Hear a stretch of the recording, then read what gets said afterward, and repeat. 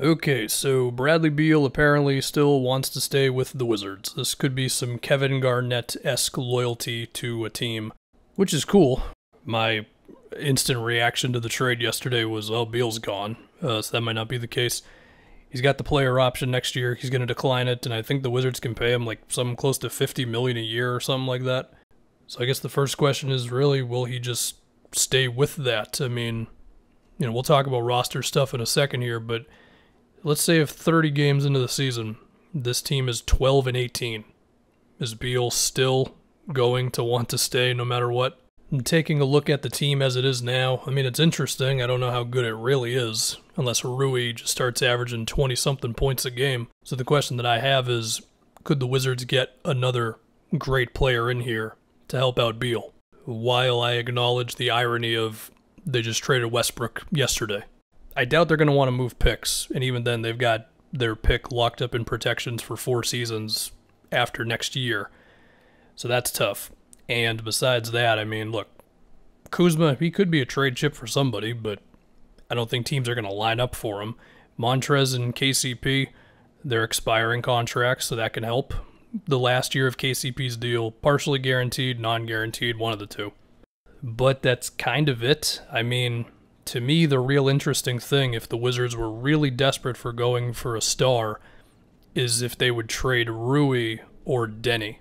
Then I think it starts to get interesting, but I don't think they would want to move those guys, so after that it's like, yeah, maybe they could make a move for some solid players. I mean, they definitely need a point guard after trading Westbrook, but I'm kind of grasping at straws on how the Wizards can find that guy. I mean, maybe there's a world in which the Pacers would move Malcolm Brogdon.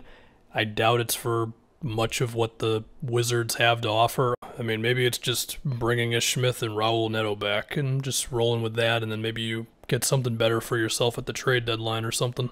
I guess there is a possibility that, let's say, a Spencer Dinwiddie or whatever would like the Wizards, and then you could organize a sign and trade, but the odds of that thing are probably not too high.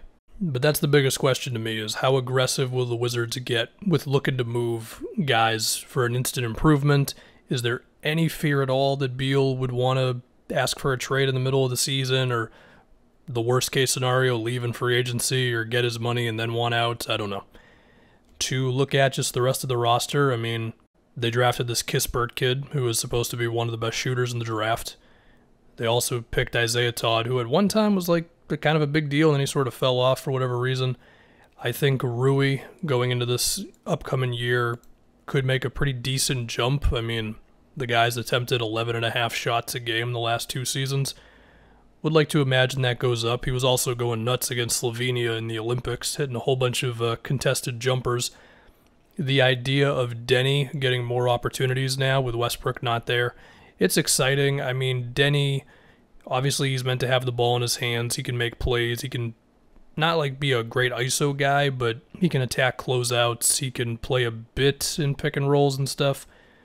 So it'll be interesting. Hopefully he's not just standing in the corner and doing nothing else. And there is still the potential of Kuzma being the player that he says he can be. I mean, he's not going to be Jason Tatum, but I mean, he did average 17 a game or whatever it was early on in his career. This is assuming he's on the team, they haven't traded him, all that stuff. They still have Bertans, who was a huge reason why they were one of the better offensive teams a couple years ago.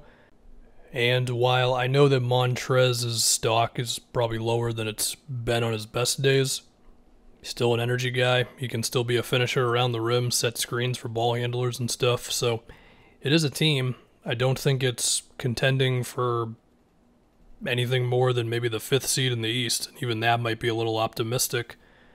So again, we'll see. I mean, if Beal is all in, then maybe the Wizards will just kind of be relaxed about it and assume he's going to re-sign. If he's going to put a little more pressure on them, then we'll see if they have a big off-season, and we'll see if all these young guys are still on the team about 3 weeks from now. If Beal does decide to sign an extension, then I believe the Wizards could still have some cap space after next season, even with his salary going up, because you'd have Montrez and KCP, I assume, off the books. I imagine they're not going to want to hold on to those guys long term. I don't think it would be a max slot, but it would at least be something. And I think they could also have their mid-level this offseason, which is also nice, about $9.7 million if they're going to use the full thing.